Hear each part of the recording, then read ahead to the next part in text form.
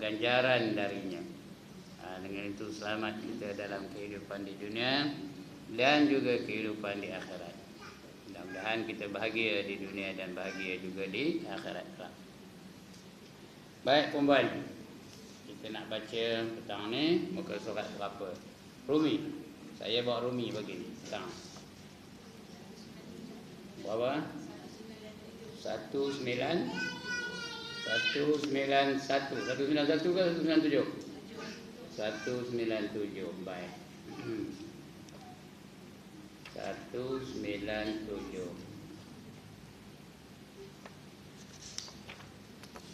Pasal yang ke-9 pada menyatakan ujub. Apa artinya ujub? Ujub artinya heran diri. Dia herankan diri dia kerana kebolehan yang ada pada dia, kerana ada kelebihan Allah bagi pada dia. Ya. Kalau dia cantik, cantik aku ni kata. Itu ujub tu. Kalau dia pandai, pandai aku ni, ujub tu. Ya. Kalau dia kaya, kaya aku ni. Bukan salah ya, bukan dia menipu dah, dia benda betul, tapi dia herankan diri dia. Ya. Kaya aku ni, handai aku ni, terror aku ni. Lagi apa? Cantik aku ni. Lagi? Apa lagi? Rajin aku ni. Bini ustaz pun tak ada rajin macam bini aku. Itu dah dia jadi takabur. Kalau dia banding dengan orang lain, itu jadi takabur. Mula-mula dia ujub, herankan diri dia sahaja. Ya. Bila dah banding dengan orang lain, itu namanya takabur, bukan ujub lagi. Takabur tu bermula daripada ujub. Bermula kepada herankan diri dia. Itu namanya ujub. Adapun ujub yang ini heran akan sesuatu. Herankan diri dia. Yang dibangsakan kepada dirinya. Dia bukan heran kepada orang lain, dia bangsa pada diri dia. Dia mengatakan dia tu rajin, dia mengatakan diri dia tu pandai, dia mengatakan diri dia tu hebat, dia mengatakan diri dia tu apa sajalah, semua yang baik-baik, istimewa. Macamlah Fir'aun. Dia bermulanya ujub, lepas itu jadi takabur. Fir'aun tu tahu umurnya 500 tahun lebih, selesema pun tak pernah. Tak usah kena demam, tak usah kena sakit perut, tak usah kena gout, tak usah kena darah tinggi, tak usah kena kencing manis, tak ada, apa pun tak ada. 500 tahun lebih. Dia merasakan diri dia ni orang istimewa. Handai aku ni, hebat aku ni. Kesudahannya, dia mengaku dirinya tu Tuhan. Dia dah merasakan diri dia tu handai, dia dah merasakan diri dia tu hebat, dia dah merasakan diri dia tu istimewa, maka dia mengaku dirinya Tuhan. Lalu dia istihar. Qala ana rabbukumul a'la, katanya. Berkata ia, sesungguhnya aku ini adalah Tuhan kamu yang amat mulia, amat tinggi darjatnya. Lepas itu mula dia zalim. Mana yang tak mahu mengikut, mana yang tak mahu mengatakan dia ni Tuhan, akan diseksa, akan dibunuh. Dicampak dalam kawah. Kawah tu ada apa? Ada air panas. Ada rebus dalam kawah. Ada riwayat mengatakan dalam kawah tu ada minyak panas. Jadi kalau masuk dalam minyak panas, digoreng lah. Kalau dalam air panas ada rebus. Kalau dalam minyak panas digoreng. Mana tak? Nak rebus ke nak goreng? Pilihlah mana tak. Itu Fir'aun. Termasuk orang yang tak mengaku dia sebagai Tuhan, ialah seorang perempuan namanya kuis badan petang. Apa namanya? Siapa namanya? Ya Allah, dia tak pernah dengar ke? Namanya siapa? Masyitah. Ada orang nama Masyitah tak? Ini bukan menteri itu Masyitah lain. Menteri itu Masyitah juga. Ini Masyitah zaman Fir'aun. Masyitah tu bukan nama dia. Masyitah tu kerjanya, jawatannya. Apa arti Masyitah? Tukang sikat. tukang sikat anak dara Firaun. Bagi Masyidah. Elok tengah nyikat tu, tiba-tiba terjatuh sikat tu dari tangannya. Entah rambutnya kusut ke apa, entahlah terlepas sikat tu, terjatuh. Lalu dia mengatakan subhanallah. Celakalah Firaun, kata. Ucapan dari mulutnya. Subhanallah. Apa dia subhanallah? Maha suci Allah. Celakalah Firaun, kata. Dia dengar dia anaknya. Anak tu anak dara dah besar. Kamu sebut subhanallah. Siapa Allah tu? Kata. Bukankah ayah aku Allah, ayah aku Tuhan, kata. Ayah aku ni Tuhan, kamu sebut subhanallah, mesti tidak ada Tuhan lain daripada ayah aku, kata.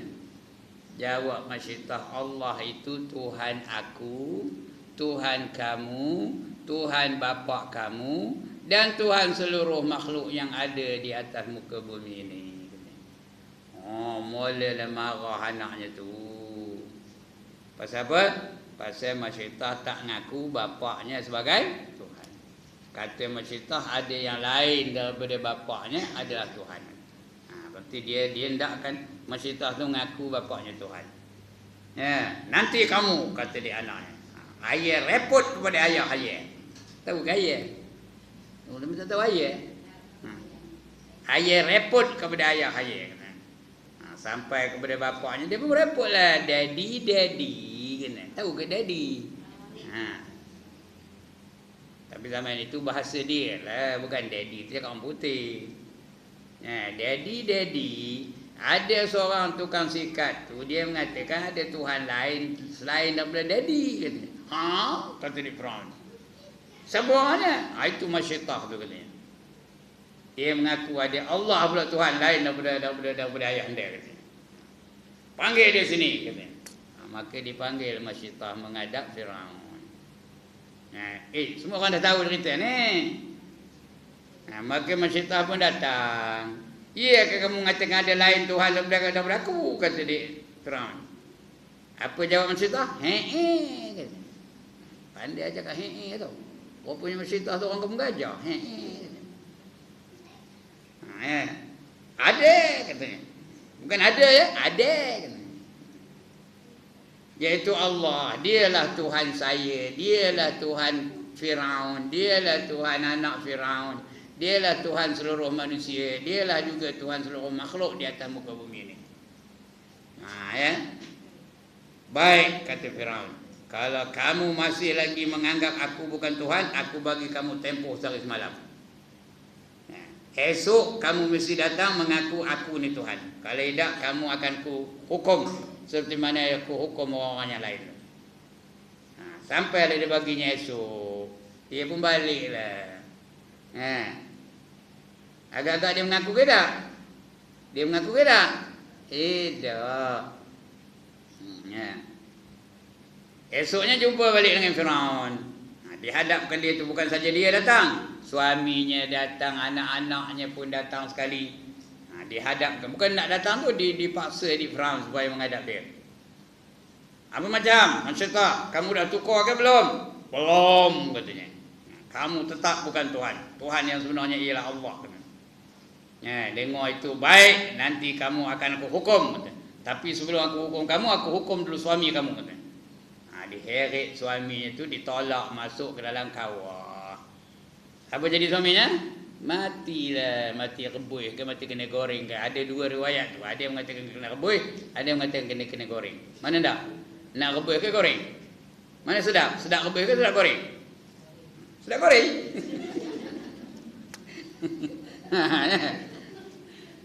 Maka matilah suaminya. Lepas tu dia tarik pula anaknya yang tua sekali tu. Masih lagi Masyidah tak nak ngaku. Top dicampakkan dalam kawah. Mati pula anaknya tu. Panggil pula anaknya nombor 2. Begitu juga pop dicampak dalam kawah. Begitulah seorang anak tu. Sampai kepada anak dalam dukungannya. Ketika itu dia sudah berbelah bagi. Nak menyelamatkan anak ni ke atau tidak. Kata Masyidah tu. Sudah berbelah bagi. Nak ngaku ke nak tidak. Nak mengaku ke nak tidak. Nak mengaku ke nak tidak. Kalau dia mengaku boleh dah. untuk menyelamatkan nyawa, boleh tak? Boleh. Kalau dia mengaku, ya baiklah, aku mengaku kamu Tuhan, tak apa, tak ada kafir jadinya. Tapi bukan dalam hati, dalam lidah saja. Untuk menyelamatkan nyawanya, boleh. Hukumnya boleh, harus hukumnya. Tapi dia tetap mempertahankan imannya. Ketika itu bila dia sedang berbelah-belah hati itu, nak ngaku ke nak idak, nak ngaku ke nak idak, anaknya tu yang dalam dukungan, macam budak dalam dukungan lah, tu tidak cakap lagi. Dia ngabar pada maknya, mak jangan takut, jangan risau, jangan sedih, kerana Allah bersama-sama kita. Dengar itu dia terjun sekali ke dalam kawah, tak ada siapa mawa, dia terjun sendiri dalam kawah itu bersama dengan anak-anaknya, dalam anak dia dan dalam dukungan tu. Maka matilah dia. Masyitah tu mati, anaknya pun mati. Matinya kerana apa? Kerana mempertahankan iman. Mengapa? Kerana Fir'aun ketika itu dah diserang oleh penyakit. Penyakit apa yang kita nak baca ni? Penyakit apa? Penyakit ujub. Maka matilah Masyitah. Rupanya bila mati Masyitah tu, kuburnya wangi sampai semerbak seluruh kawasan itu, terbau, tercium bau yang amat wangi sekali. Itu sebab masa Nabi Isra' tu, dia tercium bau yang sangat wangi. Dia tanya kepada Jibril, bau apa ni ya Jibril, wangi benar ni? Jawab Jibril, itulah dia kubur Masyitah, yang baunya semerbak wangi kerana dia mempertahankan imannya. Walaupun Fir'aun memaksa dia mempertahankan imannya. Sebab itu sekarang ni bau kuburnya sangat wangi. Itu dia perempuan, ya. Itu ujub. Ya, sehingga mengorbankan wanita solehah yang bernama Masyitah. Padahal namanya bukan Masyitah tu, jawatan Masyitah. Dia tukang sikat anak kepada Fir'aun. Baik, itu ujubnya, yakni heran akan sesuatu yang dibanggakan, yang dibangsakan kepada dirinya, maka iaitu dicela oleh syarak. Apa tu dicela? Apa tu dicela? Dimarah oleh syarak, dibenci oleh syarak. Syarak tu apa? Syarak tu artinya hukum Islam. Itu syarak, Maka syarak membenci. Apa nama sifat ujub ni? Kerana ujub ni dia bermula daripada iblis.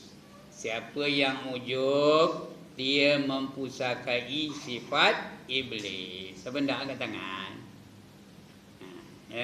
Sebab makhluk yang pertama ujub ialah iblis. Iblis ni saya dah cerita sini dulu.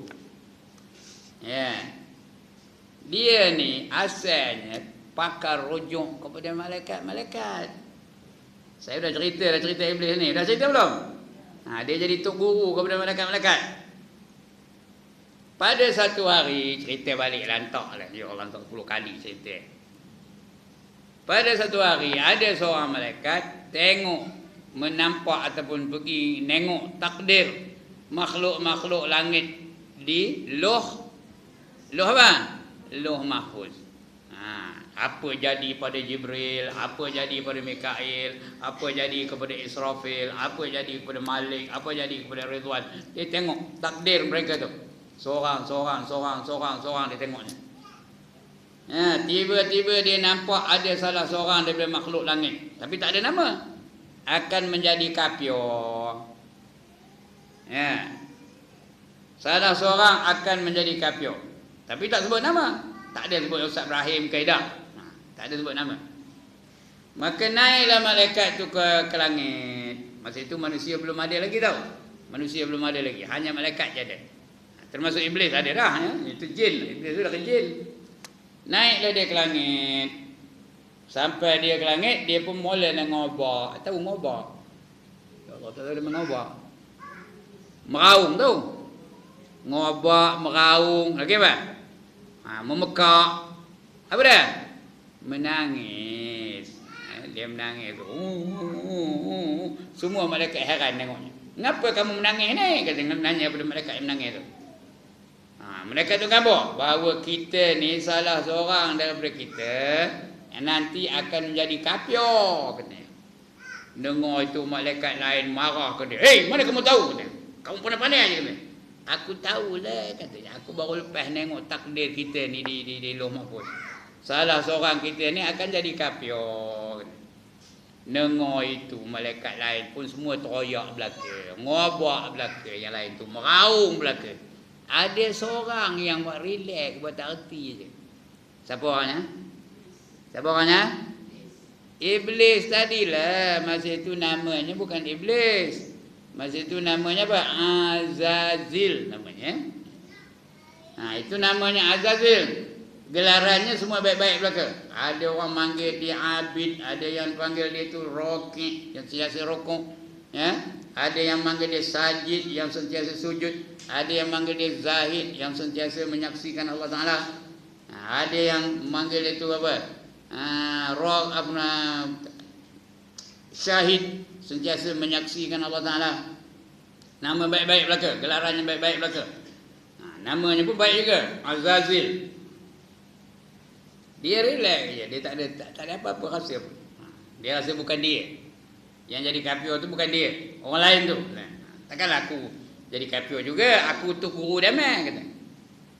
Ya. Maka malaikat-malaikat pun bermesyuaratlah. Mesyuarat apa kata mak? Mari kita minta tok guru kita mendoakan bagi kita supaya kita jangan jadi kafir katanya. Ya. Mereka pun jumpalah dengan iblis. Iblis pun okay, never mind. I can help you anytime kata. Dia rasa dia dah sempurna. Dia rasa bukan dia. Aku boleh tolong kamu, datanglah kata dia. Kata dia siapa? Kata dia iblis. Sampai waktu yang ditetapkan datanglah dia semua berkumpul sekali. Minta iblis doakan mereka. Iblis pun doalah. Apa doanya? Sudah saya cerita dulu di sini. Apa doanya? Cakap Melayu, apa doanya? Ya Allah, janganlah kamu murkai ke atas mereka. Allahumma la taghdab alaihim. Faham ke ayat ni? Ya Allah, janganlah kamu murkai ke atas mereka. Jangan kamu marah, kenapa? Mereka, digunakan perkataan mereka tu. Patutnya apa doanya? Ya Allah, janganlah engkau murkai ke atas apa? Kami. Bila kami termasuklah yang mendoa tu. Kalau mereka engkau lah. Ya Allah, janganlah engkau murkai ke atas mereka. Tengok tangan saya ni. Ya Allah, janganlah engkau murkai ke atas mereka. Ada tak yang tak kena doa tu? Ada tak yang tak kena? Siapa yang tak kena? Tukang doa tu lah tak kena. Patutnya apa?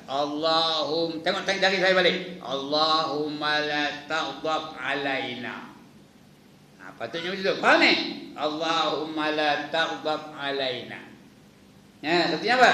Ya Allah, janganlah engkau murkai ke atas kami. Tapi dia merasa diri dia istimewa. Dia sebutnya Allahumma la taghdab alaihim. Jangan engkau murkai ke atas mereka. Jadi tak kena lah. Diri dia tak kena. Memang yang lain tu semua lepas dari murka Allah Ta'ala. Tinggal seorang yang Allah murka. Siapa? Siapa yang Allah murka? Iblis. Kerana dia ujub. Sebab itu siapa ujub kejap ni, dia mewarisi pusaka daripada iblis. Ndak ke tak ndak? One more tak ndak? Sekali lagi, ndak ke tak ndak? Tak ndak itu dia. Sebab itu Allah berfirman dalam Quran, Yauma Hunain iz a'jabatkum kasratukum falam tughni ankum syai'a. Kata Allah Yauma Hunainin iz a'jabatkum kasratukum falam tughni ankum syai'a. Allah bagi peringatan kepada tentera-tentera Islam. Ingat pada perang Hunain dulu. Ingatkan kamu pada perang Hunain. Perang Hunain ni satu peperangan yang mana tentera Islam ramai. 100,000 ada tentera Islam. Melawan dengan lebih kurang 12,000 je tentera kafir. Jadi tentera Islam ni rasa dia kacang je kalau Arab itu. Tentulah kita ni menang katanya. Kerana kita ramai. Dia itu sikit. Jadi perang. Rupanya kucak kacir tentera Islam. Lari lentang pokang. ketika perang Hunain tu. Kalah tentera Islam pada ketika itu. Lepas tu Rasulullah susun balik barisan. Di baliknya disusunkannya ketenteraan tu barulah menang tentera Islam. Tapi pada awalnya kalah tau. Ini yang Allah ingatkan. Koma jangan bangga dengan ramai yang koma. Koma jangan bangga dengan apa? Dengan kekuatan fizikal kamu tu. Dengan kekuatan lahiriah kamu tu. Karena kemenangan atau kekalahan siapa menentukannya? Allah Ta'ala. Kalau kamu bergantung kepada Allah, Allah akan bantu. Kalau tidak, Allah biarkan kamu. Dalam perangan Hunain tu begitulah. Mereka dah rasa ujub, sudah rasa takabur, sudah rasa mesti menang punya, sudah tak ada bergantung dengan Allah Ta'ala, maka Allah jadikan kalah dulu. Sudah kalah betul, baru bergantung balik dengan Allah Ta'ala. Baru minta doa dengan Allah Ta'ala. Ketika itu baru Allah datangkan kemenangan. Ini yang Allah apa? Yang Allah peringatkan orang Islam. Hari ini orang itu juga berjuang kalah, berjuang kalah. Tapi kerana apa? Kerana kita tidak bergantung 100% kepada Allah Ta'ala. Itu sebab kita kalah sekarang. Jadi membinasakan dia akan ibadah. Firman Allah Ta'ala dah kita baca tadi, wa yauma hunain iz a'jabatkum kasratukum falam tughni ankum syai'a. Pada hari perang Hunain, kerana takjub kamu tu ujub, heran akan banyaknya kamu, maka tiada terkaya daripada kamu akan sesuatu. Artinya banyak tu bukan menentukan kemenangan, sedikit tu bukan menentukan kekalahan. Sebab ada ayat lain, kam min fi'atin qalilatin ghalabat fi'atin kasiratin, ghalabat fi'atan kasiratan biiznillah. Itu ayat Quran tu. Berapa ramai golongan yang sedikit dapat mengalahkan golongan yang banyak dengan izin Allah Ta'ala. Kam min fi'atin qalilatin ghalabat fi'atan kasiratan biiznillah.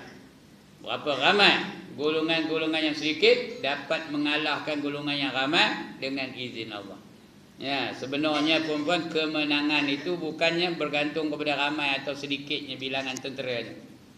Ramai ke kalau Allah nak bagi kalah, kalah. Sedikit ke kalau Allah nak bagi menang, menang. Macam perang Badar. Ada ke orang dengar perang Badar? Tentera Islam ada berapa orang? Ya Allah, dia tak boleh belajar sejarah ke? Sejarah Islam tak belajar kan? Ada berapa orang tentera Islam? 313 orang. Melawan dengan tentera kafir ada berapa? 1000 lebih. Tapi perang itu kalah tentera kafir, menang tentera Islam. 313 boleh mengalahkan 1000 lebih tentera kafir. Dengan pertolongan Allah Ta'ala. Allah bagi bantuan. Itu dah. Jadi jangan kamu ujub dengan ramainya kamu. Jangan kamu ujub dengan kayanya kamu. Jangan kamu ujub dengan rajinnya kamu. Jangan kamu ujub dengan cantiknya kamu. Kerana segala kelebihan itu siapa yang bagi? Kalau kamu kaya, siapa yang bagi kaya? Allah Ta'ala, bukan kita punya. Kalau kamu pangkat besar, siapa bagi pangkat besar? Allah. Jadi bolehkah kita nak act? Bolehkah kita nak sombong dengan pangkat besar kita? Bolehkah kita nak sombong dengan cantik kita? Bolehkah kita nak sombong dengan kekayaan kita? Bolehkah kita nak sombong dengan keistimewaan kita? Kerana segala-galanya itu Allah yang bagi. Jadi ujub itu satu sifat yang sangat dicela, sangat dimarah oleh Allah Subhanahu Wa Taala. Kemudian sabda Nabi sallallahu alaihi wasallam pula, salasum muhlikat syukhun muta'un wa hawan muttaba'un wa ijabul mar'i bi nafsi. 3 perkara yang membinasakan ibadah. Artinya kalau kita beribadah ada 3 perkara tu tak dapat pahala.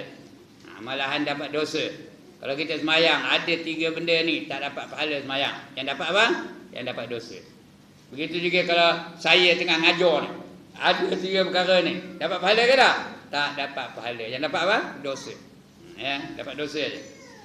Begitu juga perempuan datang ni, mengaji ni, Kalau ada 3 perkara daripada diri perempuan, tak ada pahala. Yang dapat apa? Dapat dosa. Ya. Salasum muhlikatun, 3 perkara yang membinasakan ibadah. Yang pertama, syukhun muta'un. Yang pertama, kikir yang diikut. Kedekut benar diikut-ikut kan kedekutnya tu. Ya. Dia kedekutnya tu diikut-ikutkannya, tak ada lawan-lawannya. Ya. Langsung sekupang tak nak bagi, kedekut benar. Kalau diikutkan kedekutnya tu, sampai balik ke rumah pun habis tu. Ya.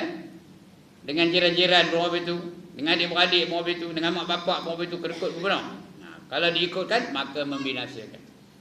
Allah benci, Rasul pun benci, malaikat pun benci, semua makhluk-makhluk pun benci dengan dia.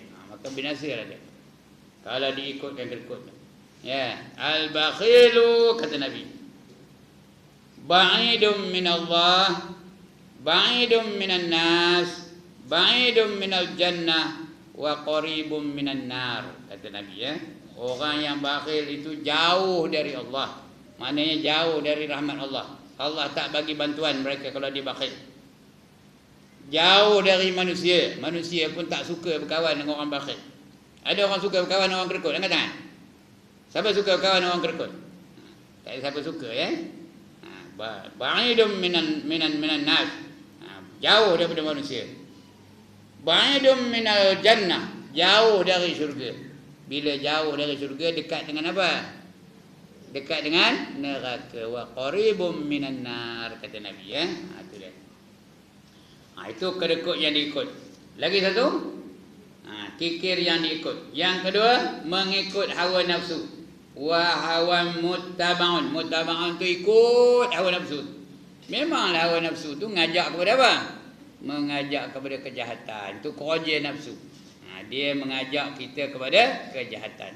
Mari kita menari. Siapa ngajak tu? Nafsu lah tu. Mari kita berjoget lambak. Siapa ngajak tu? Nafsu lah tu. Ya. Mari kita bermain judi. Siapa ngajak tu? Nafsu lah tu. Ya. Itu lagu-lagu yang ngajak maksiat tu nafsu lah tu. Tak pernah dengar kan? Kalau tidak ada yang punya. Tak pernah dengar kan ni? Mari kita apa? Jalan bersama. Pandai tu nampak tak? Siapa ngajak tu? Nafsu lah tu. Ya? Kemana saja saya menurut. Lagi? Asalkan jangan main gila. Ken. Itu semua nafsu. Mengajak kepada maksiat. Kalau diikut, maka akan terjebaklah kita ke lembah maksiat. Jangan diikut. Kerana nafsu itu mengajak kepada kejahatan. Ya, innan nafsa la'ammaratum bisu, kata Allah, ngabur kepada kita. Ya, sesungguhnya nafsu amarah itu sentiasa mengajak kepada kejahatan. Puan-puan, mula-mula Allah jadikan akal. Sudah saya cerita ke belum? Tak, saya dah tak ingat. Mula-mula Allah jadikan akal. Akal ni makhluk yang patuh, taat kepada siapa yang berkuasa. Bila Allah jadikan akal, Allah suruh akal tu, wahai akal, ke kanan kamu, dia pun ke kanan. Ke kiri kamu, dia pun ke kiri. Ke hadapan kamu, dia pun ke hadapan. Ke belakang kamu, dia pun ke belakang. Itu akal. Kemudian Allah tanya lagi, wahai akal, siapa kamu, siapa aku? Kamu tu siapa, aku tu siapa? Tanya akal. Aku jawab akal, kamu tu Tuhan, aku tu hamba. Dia mengaku diri sebagai hamba. Dan dia mengaku Allah sebagai Tuhan. Ya? Ini dia masuk dalam diri kita tu, akal tu. Semua orang ada akal. Siapa tak ada akal kan? Lepas itu Allah jadikan nafsu. Ya? Lepas itu Allah perintahkan nafsu. Wahai nafsu, ke depan kamu. Nehen aja dia. Tahu ke nehen? Apa nehen? Buat tak tahu aja, McDonald aja. Ke belakang kamu, kata nehen lagi. Ke kiri kamu, nehen lagi. Ke kanan kamu, nehen. Lepas itu ditanya pula nafsu. Wahai nafsu, siapa kamu, siapa aku? Apa jawabnya? Kamu, aku leh. Punyalah sombong, punyalah ego, punyalah act. Kamu, aku leh. Kata nafsu. Masuk neraka 100 tahun. Bukan sekejap ya, 100 tahun masuk neraka. Udah 1 tahun keluar ke neraka lagi. Tanya balik nafsu, siapa kamu, siapa aku? Apa jawabnya? Kamu, aku lah. Udah 1 tahun masuk neraka, macam itu jawab lagi. Nah, ya. Masuk lagi 100 tahun, udah 200 tahun. Keluar lagi. Bila keluar ditanya lagi, siapa kamu, siapa aku? Kamu, aku lah. Udah 200 tahun masuk neraka, itu jawabnya. Degil ke dah? Biut ke dah? Nah, biut dah bang? Degil lah tu. Itu neraka, apa namanya, nafsu. Masuk lagi neraka 300 tahun. Udah 300 tahun dia keluarkan dari neraka. Tu ditanya lagi, wahai nafsu, siapa kamu, siapa aku? Ketika itu baru dia mondok, baru dia monyok. Kamu Tuhan, aku hamba, kata. 300 tahun masuk neraka baru mengaku kalah. Ini dia nafsu yang dimasukkan dalam diri kita ni. Masukkan dalam saya, masukkan dalam perempuan, semua ada nafsu. Siapa tak ada nafsu angkat tangan? Ya, sentiasa mengajak kepada kejahatan. Ya. Jadi kalau kita ikut nafsu tu, nescaya kita akan binasa. Sebab itu kalau ikut kehendak nafsu, binasa lah tu. Semua, siapa-siapa saja yang ikut hawa nafsu akan binasa. Itu yang kedua. Yang ketiga yang membinasakan, kata Nabi, wa ijabul mar'i. Ya, wa ijabul mar'i binafsi. Artinya apa? Takjub seorang akan diri sendiri. Dia herankan diri dia. Itu 3 perkara yang membinasakan. Yang pertama, kedekut yang diikutinya. Yang kedua, mengikut hawa nafsunya. Yang ketiga, dia herankan dirinya. Maka binasa tu ketiga-tiganya. Ya, ketiga-tiganya menjadikan orang tu binasa. Sama ada dia kedekut yang diikut, binasa juga. Kemudian ikut hawa nafsu, binasa juga. Dan yang ketiga, diherankan diri dia. Baik. Kata Imam Al-Ghazali rahimahullah ta'ala di dalam Mukhtasar Ihya Ulumuddin. Mukhtasar itu artinya ringkasan. Ada satu buku namanya Ringkasan Ihya Ulumuddin, disebut Mukhtasar Ihya Ulumuddin. Ihya Ulumuddin itu karangan Imam Ghazali, buku juga. Dia itu panjang.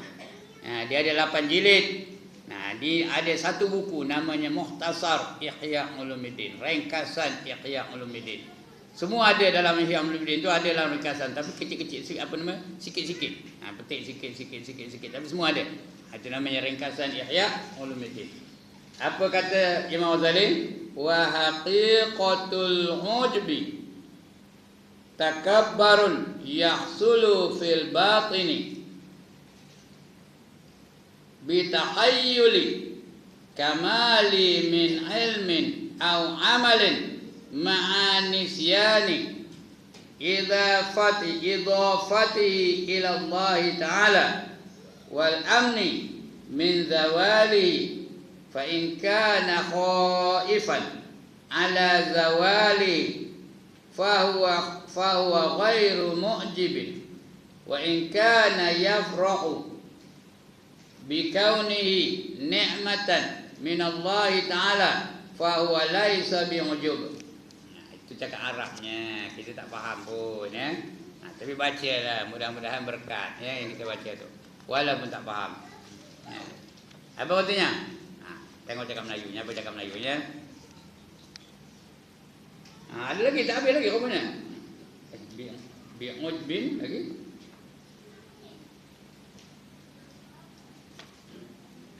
Ada lagi satu muka silap. Silap buka. Rupanya terlekat muka surat tu. Artinya hakikat ujub. Apa artinya hakikat? Apa artinya hakikat? Yang sebenar-benarnya ujub tu apa? Itu hakikat ya. Hakikat ujub itu iaitu takabur. Ujub dengan takabur tu adik-beradik.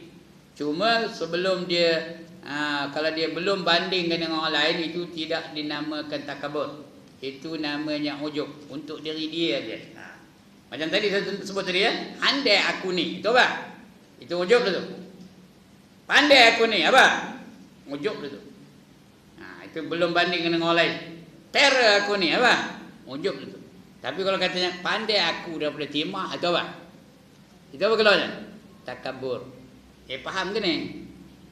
Pandai aku daripada munah, itu keluarnya apa? Takabur tu. Tapi kalau pandai aku ni itu apa? Ujub. Cantik aku ni apa? Ujub. Ya.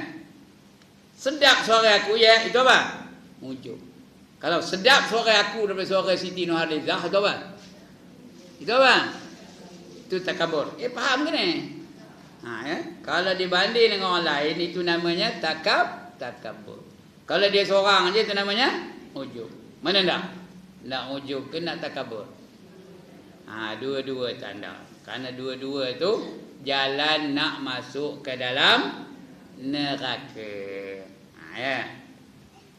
Itu hakikat ujub. Hakikat ujub iaitu takabur. Serupa tu adik-beradik tu. Tapi takabur tu abang, adiknya ujub. Takabur tu kakak, adiknya ujub. Iaitu takabur yang hasil di dalam hati dengan disangkanya akan dirinya itu bersifat dengan sifat kesempurnaan. Dia rasa dia sempurna, dia pandai, dia cantik, dia kaya, dia kuat, dia rajin. Dia rasa dia sempurna lah tu. Padahal kalau betul dia pandai pun, siapa yang bagi pandai? Allah. Kalau betul dia cantik pun, siapa yang bagi cantik? Allah. Kalau betul dia rajin pun, siapa yang bagi rajin? Allah. Boleh tak Tuhan tarik balik kerajinannya? Boleh tak dia jadi kalau dia cantik, boleh tak Tuhan burukkan? Macam mana Tuhan nak burukkan dia? Macam mana? Macam mana Tuhan nak buruk? Katakanlah dia cantik, dapat Miss FRU. Punyalah cantik Dapat Miss FRU, punyalah cantik benar. Boleh tak jadi buruk jadinya? Macam mana? Macam mana Allah jadi burukkan dia? Apa? Di-stroke-kannya. Tahu stroke? Dia kena stroke, udah herut bibir tu, dah habis tu dah. Saya nak kanser. Elok kau mana? Udah herut bibir tu. Ya. Mudah aja.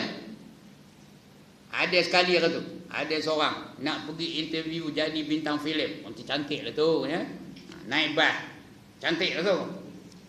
Datang satu orang gila, mula takut punya dengan pisau. Dah. Bibir tu cari sini, cari sini. Betul dia jahit. Lepas tu elok kan? Betul elok kan? Udah kena jahit tu. Udah tak ada cantik lagi. Tak dapat pun dia kerja jadi bintang filem tu. Kerana itu kehendak Allah Subhanahu wa ta'ala. Begitu orang kaya. Banyak benda katanya. Kaya sini. Ini dia rumah besar, kereta besar, pangkat besar, cakap besar. Kalau dia ujub, boleh tak Allah tarik balik kekayaannya? Boleh, senang aja Allah datang ke Mantelo. Udah, lebu. Kenal ke nama siapa Mantelo? Habis harta kekayaan. Begitulah juga kepandaian dia. Kalau dia pandai-pandai, boleh tak Allah tarik balik kepandaiannya? Boleh. Macam mana? Macam mana Allah tarik balik kepandaian dia? Allah longgarkan sikit skru sini udah dah. Apa itu mulai nari depan surau. Udah habis kepandaiannya, habis ilmunya. Itu hanya mudah saja bagi Allah Subhanahu wa taala. Sebab itu kita tidak layak nak ujub, tidak layak nak takabur. Yang boleh takabur hanya Allah Taala saja. Allah boleh takabur, kita jangan. Kerana apa saja keistimewaan yang ada pada kita hari ini adalah pinjaman daripada Allah. Bukan anugerah pun, pinjaman daripada Allah. Bila-bila masa saja Allah boleh tarik balik. Tak ada masalah bagi Allah untuk menarik balik. Mudah saja Allah tarik balik. Nyawa kita pun senang je tarik balik. Ini kan pula harta kita, ini kan pula kecantikan kita, ini kan pula kekayaan kita, ini kan pula kepandaian kita. Apa saja boleh ditarik balik oleh Allah Subhanahu Wa Taala. Senang aja, mudah aja. No problem bagi Allah Taala. Okey. Ya, dengan sifat kesempurnaan daripada ilmu. Lepas tu dengan bangga dengan ilmu-ilmu yang ada pada diri kita ni. Kalau ada graduate di antara perempuan ni, jangan act benar. I'm a graduate of University of Malaya, you know. Ada. Ilmunya sikit aja. Kalau nak dibandingkan dengan ilmu Allah Ta'ala. Dan daripada amal. Kalau rajin benar dia, mayang rajin, puasa rajin, nutup aurat rajin, baca Quran rajin, zikir rajin, wirid rajin. Ada tak orang lain yang lebih rajin dari kita? Ada. Macam mana rajin pun kalau dibanding dengan Rasulullah, siapa boleh lawan ibadah Rasulullah? Siapa boleh mengatasi ibadah Rasulullah? Siapa boleh mengatasi iman Rasulullah? Siapa boleh mengatasi perjuangan Rasulullah? Itu Rasulullah ya. Di bawah Rasulullah mungkin tak boleh melawan dia. Abu Bakar mungkin tak boleh melawan ya. Tak boleh nak mengatasinya. Itu dia. Begitu juga amal. Serta lupa akan menyandarkan. Jadi orang yang ujub tu lupa akan menyandarkan yang demikian itu kepada Allah Ta'ala. Dia lupa bahawa kepandaiannya itu Allah yang bagi. Dia lupa bahawa hartanya itu Allah yang bagi. Dia lupa bahawa kecantikannya itu Allah yang bagi. Dia lupa bahawa kesihatannya itu Allah yang bagi. Dia lupa kerajinannya itu adalah Allah yang bagi. Allah pinjamkan, bukan bagi free tu, pinjamkan pula. Kita ni hanya menyimpan amanah. Jadi sebab itu kita jangan ujub. Kita takut apa yang Allah bagi hari ini esok ditariknya balik. Saya ngajar ni esok boleh tak Allah tarik balik kebolehan saya ngajar? Boleh kan? Macam mana? Macam mana? Macam mana Allah tarik balik kebolehan saya ngajar ni? Esok pagi je macam mana? Atau lepas ini kan? Lepas ini kan? Boleh tarik balik tak? Boleh. Macam mana dia tarik balik? Dihilangnya suara saya ni. Udah bunyi tik je apa nak diajarkan. Udah saya ngajar. Apa yang nak diajarkan? Jadi sementara belum ditarik balik ni lah, kita kena bersyukur dengan nikmat Allah Ta'ala. Sebelum ditarik balik oleh Allah Subhanahu Wa Ta'ala, kena bersyukur dengan nikmat yang Allah bagi kepada kita. Takut-takut tengah kita takabur tu ditarik Allah nyawa lagi teruk. Mati dalam keadaan takabur, mati dalam keadaan ujub, mati dalam keadaan bakhil, mati dalam keadaan mengikut hawa nafsu, lagi teruk akan menyandarkan, lupa akan menyandarkan yang demikian itu kepada Allah Ta'ala, dan serta rasa sentosa daripada hilangnya. Dia rasa takkan hilang, dia apa risaukan kata. Selagi aku dalam jawatan ini tak ada risau, gaji tidak bulan dapat, itu pun tak makan dia aku kata. Padahal mudah aja Allah nak menarik balik, senang aja bagi Allah nak jadikan dia miskin balik. Jadi jangan act lah, jangan sombong, jangan takabur, jangan ego dengan apa saja keistimewaan yang Allah bagi kepada kita.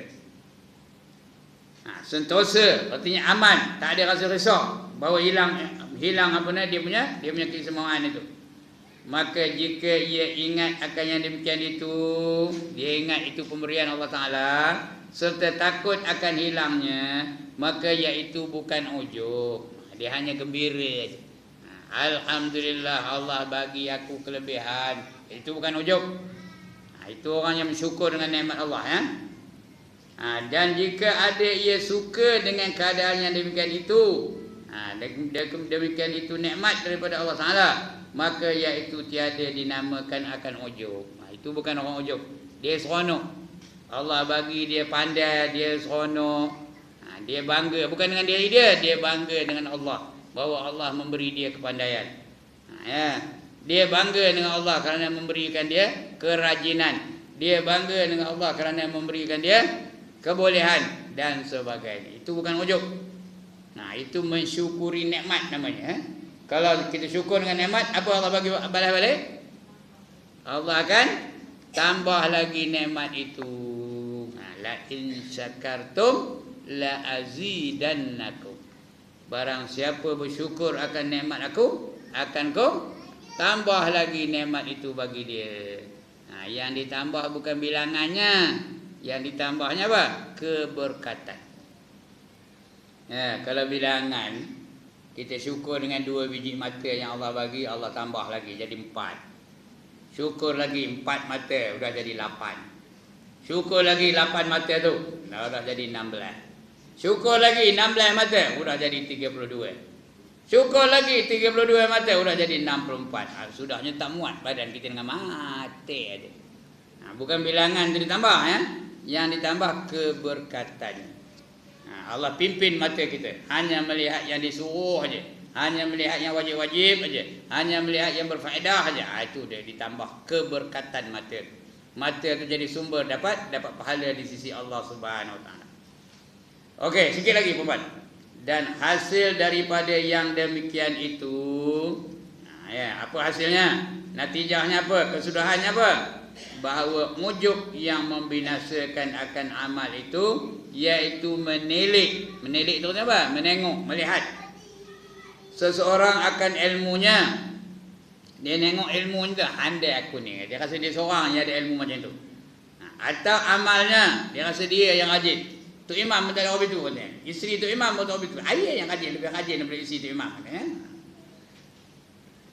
Atau dirinya dibangsakan kepada dirinya dan tiada ingat ia akan segala yang demikian itu daripada Allah Taala. Itu yang ujub namanya, bahawa ujub yang membinasakan akan amal itu iaitu menilik seorang akan ilmunya atau amalnya yang dibangsakannya pada dirinya. Aku lah tu. Dia kira aku aja. Daripada dirinya. Dan tiada ingat ia akan segala yang demikian itu daripada Allah Ta'ala. Dia tak terasa segala ilmu itu Allah yang bagi, segala kekuatan itu Allah yang bagi, segala kerajinannya itu Allah yang bagi, segala kecantikannya itu Allah yang bagi. Dia tak terasa, tak ada kait langsung dengan Allah Ta'ala. Dia merasa diri dia. Yang itu namanya ujub. Yang itu namanya takabur. Kemudian tiada takut ia akan hilangnya. Dia tak ada takut hilang tu. Mana boleh hilang? Aku takkan hilang pengetahuan aku takkan lupa punya. Padahal dia lagi tua lagi pelupa. Ya ke dah? Udah lagi tua lagi pelupa. Lagi tua lagi pelupa. Lagi tua lagi pelupa. Udah tua benar so lagi pelupa. Nama anak pun dah tak ingat. Anaknya ramai apa tu tak ingat namanya. Munah, Timah, Limah, Etun, Enak. Padahal nama anak tu Maznah namanya. Ada tak orang itu? Ada. Mana tahu depan-depan saya esok jadi hobi tu. Kalau dah tua tu. Tengah muda depan ada hobi tu. Mana sama mata aku ni? Mana jenuh mencari hobi tengah pakaian. Ya ke dah. Jadi tak ada sebab kita nak ujub. Tak ada sebab kita nak takabur. Tak ada sebab kita nak ego. Itu dah.